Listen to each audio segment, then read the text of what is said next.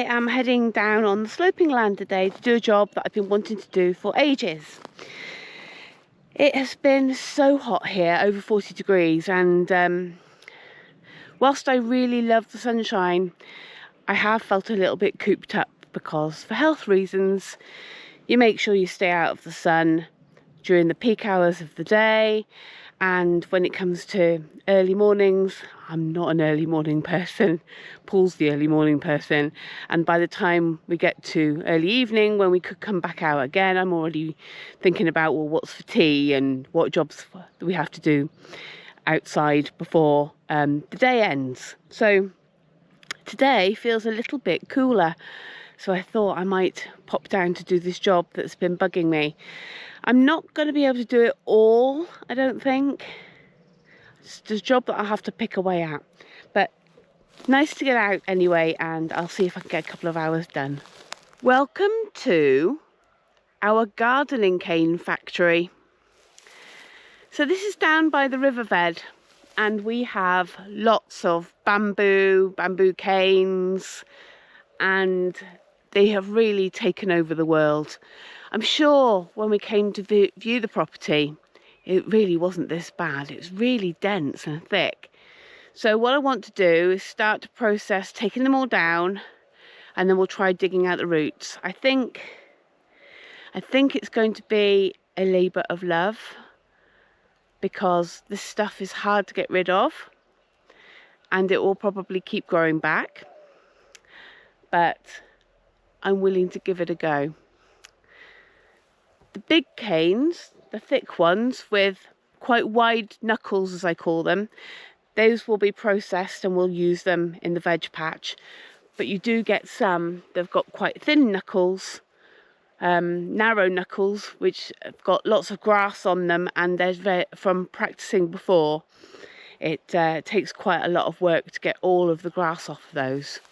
So I'm planning on using some of them. See how we get on.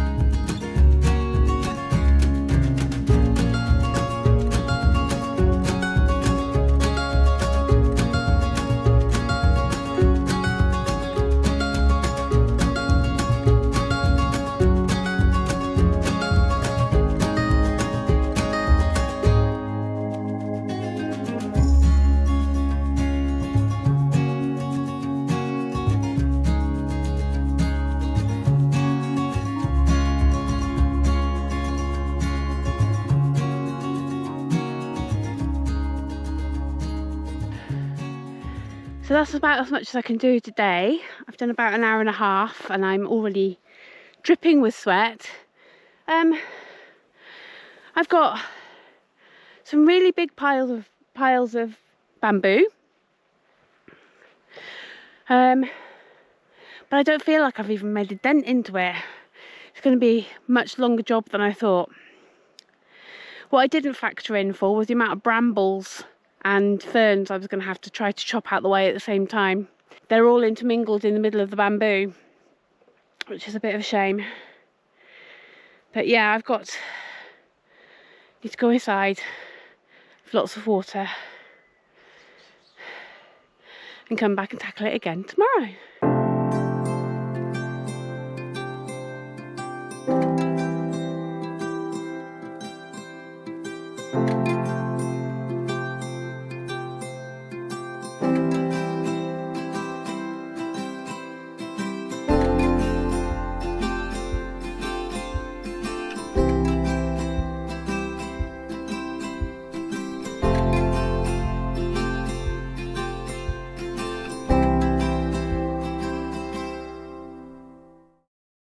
This is a recipe for fig chutney with orange that my really good friend Wendy gave to me. I've printed it all off and I'm working my way through the ingredients just at the moment. I like to be a little bit like a cookery program and have all my ingredients measured out ready in order to just crack on with the cooking when we're there. So yeah, I know a lot of people just chuck things in as they go. But yeah, this is my Blue Peter moment for those of you in the UK. I've never made chutney before. So this is a week of learning new things. I made jam earlier on in the week and today is chutney. So we'll see how it works out. I'll leave a recipe link in the description for any of you that want to try it.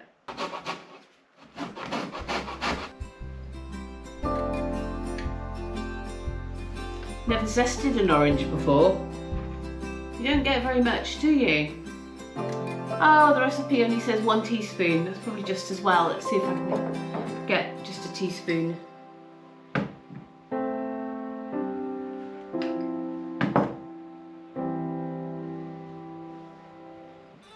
There you go, 1 teaspoon.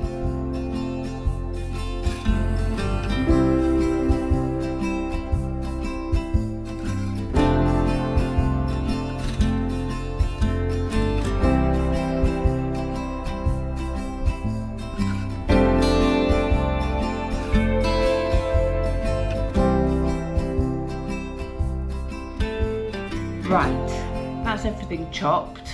What's next? Add the orange juice, chopped onion, figs and apple to a saucepan, along with the balsamic vinegar, the white sugar, the muscovado sugar and sea salt flakes. Oh right, okay, so you just chuck everything in. I can do that. Okay, so everything gets chucked in, apart from the teaspoon of orange zest. Well, that doesn't take long to start bubbling. We haven't got much of a kitchen set up at the moment, so we use our halogen oven for a lot of our baking.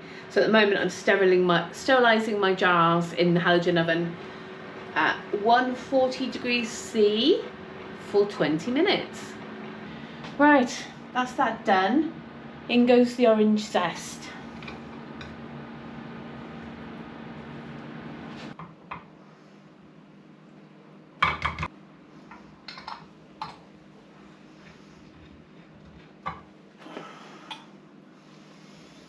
Okay, so 1.5 jars of fig chutney. I think I'm going to double up next time I make it. But yeah, first experience, that was pretty easy. Happy with that. So let's have a look and see if these are sealed.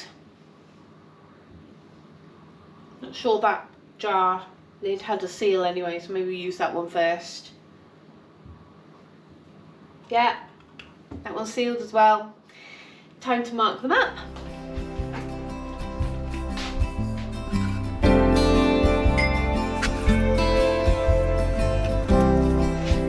Fig and orange chutney, August 25.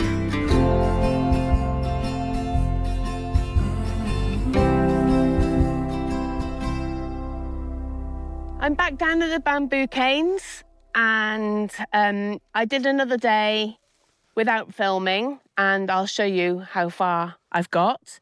But I have actually recruited in some help today. Good morning.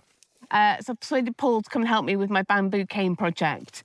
What I want to do today is ask Paul to actually go down into the stream to actually try and tackle them from that side as well, because the slope of the bank is getting way too steep and I don't want to hurt myself on some of the stumps that are sticking up.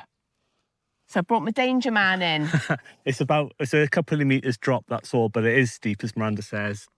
And the canes are really thick, and it's a bit like a jungle down there. So, and the water's still in there from the river, by the way, as well. Although it looks dry further upstream, there is still a little trickle of water coming down. And there's a couple of areas where it pools, where the canes are, hence why I think they're so thick and tall. So I'll probably get my wellies on and tackle it from that side. Yeah. So any of you that are old enough to remember the Channel Tunnel being built and France and the UK, shaking hands through the tunnel when they finally met each other. That's what it's going to be like today with a bit of luck. So let me show you how far I got the other day. Paul's demonstrating now by going down the bank to show you how far I got. But this tree here, you'll remember right at the start, that was completely surrounded by bamboo canes, so now it's got a bit of room to breathe. He's doing a jungle impression at the moment, going through. And then let me just show you these stumps that I don't want to get myself caught on. So there's all these stumps that I've cut off, where I've cut the canes off. I don't really go and catch myself on that. I could cut them down. I could cut them down to ground level, but then Paul can't see where we've got to try to dig out the roots afterwards. So I've left those up for now. The other thing I was wanting to talk to you about was, I remember I sorted my canes out into 2 different piles. These ones which had fewer knuckles and these ones that had lots of knuckles. What I found is actually, as I've started going through the canes, actually the ones with lots of knuckles can actually get chopped off at the top. So I've still got some very usable bamboo cane at the bottom. So I thought I'd better explain to you what I mean by knuckles. So on this piece of bamboo, you'll see they've got these little joined sections here and here, characteristic of any kind of big grasses. So I call those knuckles. So on this one, they're kind of spaced apart quite well, which means that I can actually process that into a usable bamboo cane quite quickly. My lovely assistant is going to find another one of the ones that have got lots of knuckles. Here we go. So you can see on this one that there's lots of grasses coming out and they're much more difficult to process. So my plan is just to burn this top part or turn it into mulch, and the bottom half I can just chop off to use as useful cane. The one thing with turning it into mulch I'm just aware of is this the sort of plant which can regrow from the tiniest little bit hitting the floor? If it does, then obviously us mulching it there's no advantage to doing it, and we'll burn it. Okay. So, okay, that's a good call. Yeah. We'll look up to it. It's giant cane is the name of the plant. Yeah. Giant cane. So we'll look up a little bit more about it and just see what it's good for. But the one thing about down here at the river, if Miranda hasn't already said, is that they're getting so much moisture, they grow so quickly, but they also grow very tall and very thick, which makes them brilliant for using them as canes for growing your French beans and your tomatoes up, which is superb. The downside is it'll spread across the entire riverbed given the chance, and that's something we really don't want. Okay.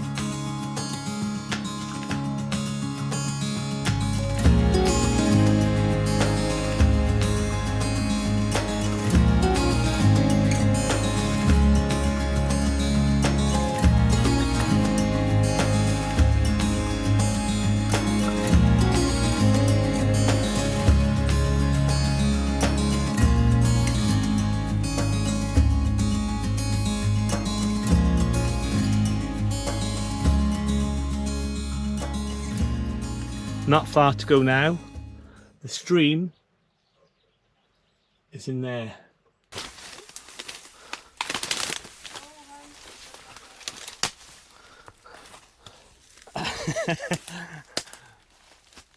We've made it down to the riverbed. And the river is still running, like I said.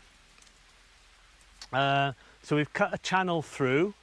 And what it means now is that we can go from side to side, clearing as we go, because hopefully that will make it easier to then drag everything back up to the top as well.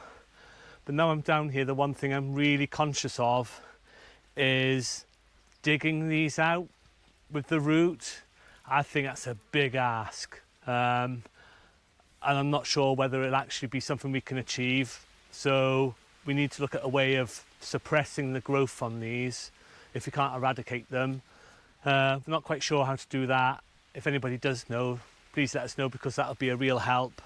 But at least now I feel we can start making some good headway with the clearing, because as I cut, I'll push them forward onto the bank, and then Miranda can clear them up and put them to one side ready for processing later on. Time to stop for a coffee.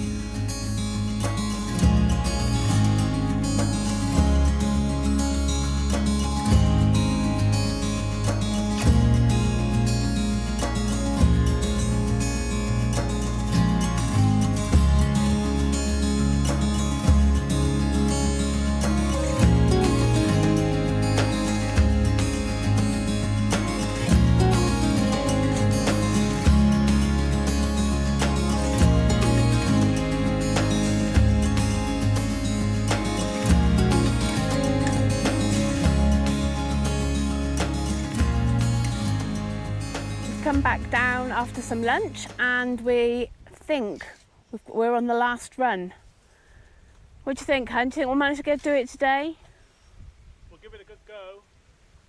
He said we'll give it a good go. So, yep, wish us luck. We're going to try and get through all of this, and then, yeah, it'd be good to have it finished. We can see our river now, so that's fantastic.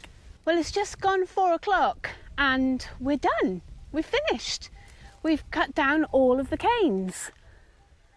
So there's Paul, and he's been amazing, spending all of his time down in the riverbed. Let me show you properly how much work we've done.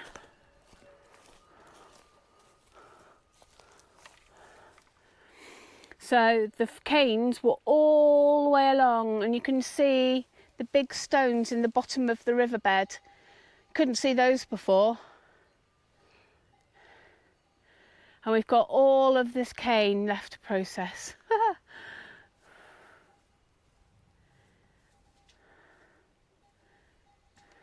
I'd say about 50% of it will end up getting burned.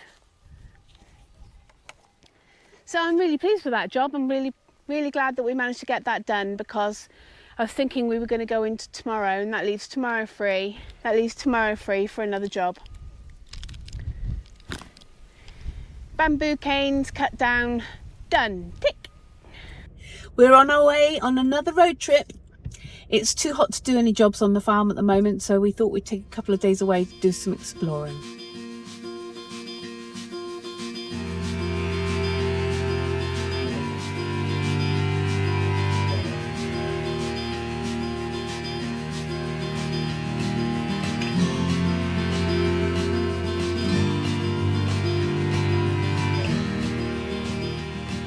So, when we go away to stay in places, Paul always does the booking. I'm not really into stuff like that. He puts a lot more research into things. So it's always a surprise when I get there. I know it's always fantastic to find out what he's found us next. So let me show you our view from where we are. So how about that then? Am I a lucky girl or what? He's struck gold. This is amazing. We've got a penthouse apartment in the city of Caceres, which is about 2.5 hours northeast of us, where we live, and we're here for a couple of days to do some exploring. Stunning. Walk.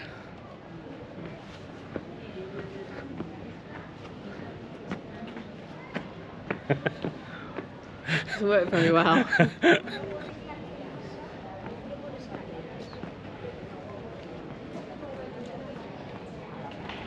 We've just had a fantastic tour by Pablo, and that was recommended on his tours were recommended on the Airbnb site, and he gives a tour around the city of Caceres, the old town, and he was so knowledgeable, and I love my medieval history, and it was so fantastic to be able to have long discussions with him about knights and bishops and kings and the buildings, and he's an architect, so also his knowledge on the architecture as well, from when the Moors lived here going through to when the Christians took over, and then the Moors came back, and then the Christians came back again, and the Jewish quarter here. So absolutely fascinating. I loved my history, so I would definitely recommend that. We're now going to have a little mooch around all the places that he told us to go and look at when we had a bit more time. So we're going to go and have a little mooch around the old city.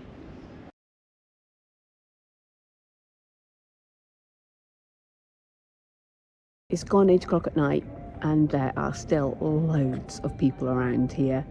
They're having lots of walking tours, big groups, not like the one we did with Pablo. But yeah, it's a beautiful city. Really, really like it here.